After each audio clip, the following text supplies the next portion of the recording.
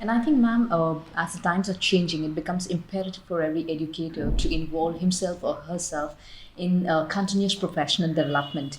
And ma'am, my next question, in fact, is about continuous professional development. How important do you think CPD programs are for today's educators? As I said at the outset of the interview, if we do not keep pace with the changes, we become fossilized. Today, we are no longer information providers.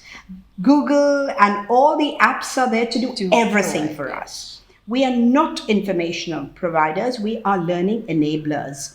Now, how do we really enable learning in ways which will interest and ignite the curiosity of our learners? Einstein was once asked how he was so intelligent, and he said, I don't know if I'm intelligent, I just know I'm unbearably curious. And children are born curious, but we snuff that out. As Dr. Ken Robinson would also say, schools kill creativity. That's really sad. And there are studies to prove it. And then we tell them once they are in the corporate world and they are in the job market, you need to have you have to think out of the box, you have to do lateral thinking. But they were born with that. They were born with that. But then you told them that the teacher is always right. The teacher knows the right answer. As a teacher of literature, if I am standing in front of a class saying a poem means this, then the poem is dead my students. Absolutely. They are just going to learn my way of thinking. Do we want that? No. I want my students to stand on my shoulders and look beyond. Wow. I don't want them to look through my eyes. I don't want my children to be photocopies of me, because then no social change is possible. Am I making sense? I don't know. Very true, ma'am. Very well said. I think this is really an important quality that every educator must possess, that we as educators need to be open about giving that freedom to our students to see the world through their lens and not through our lens, because in that way we are limiting their creativity and bounding themselves to the boundaries of the four walls in which we are.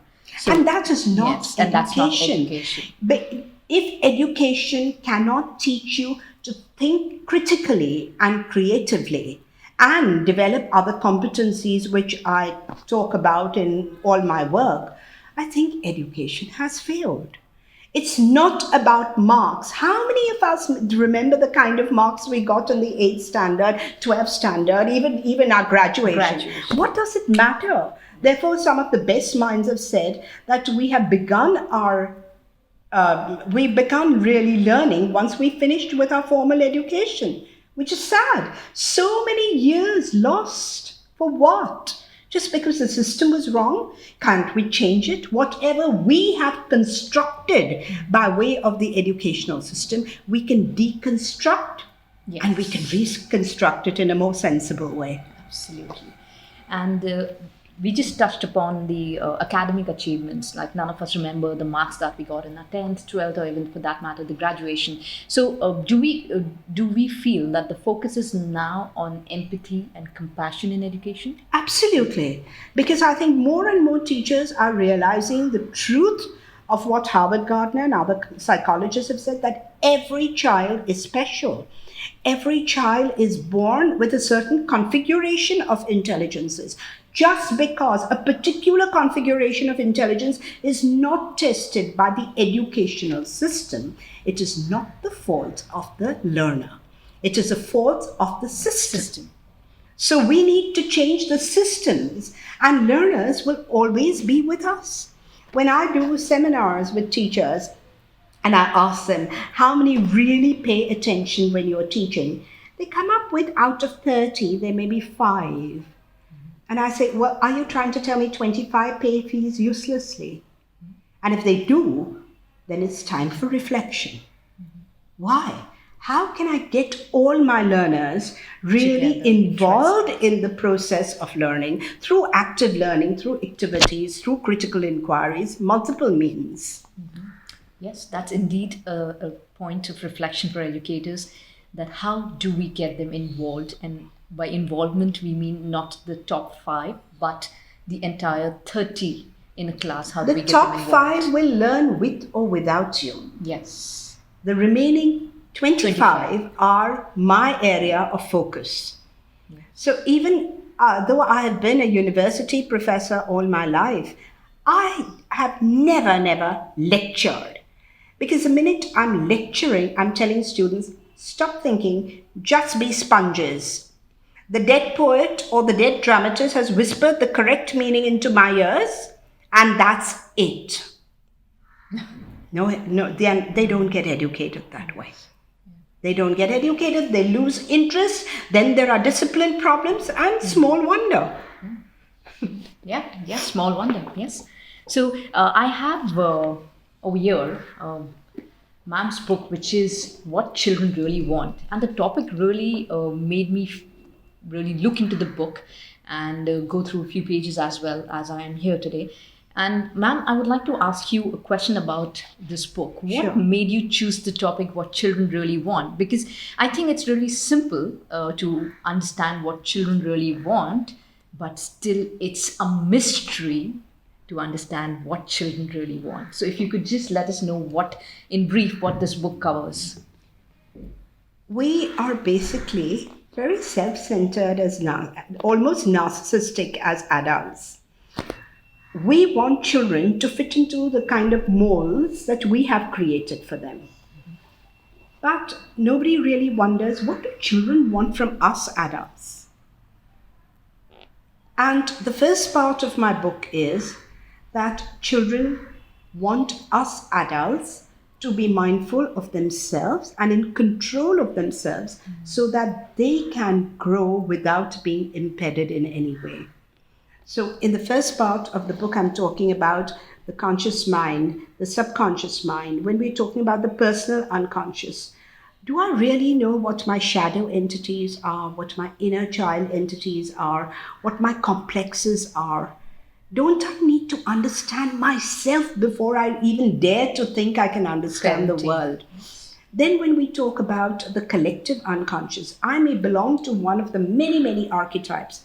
That is a particularly interesting chapter in this book, where I'm talking about the gods and goddesses in every woman and man. This is a work of depth psychologist Dr. Jean Shinoda Bolen. And though she calls it gods and goddesses, it's actually personality types.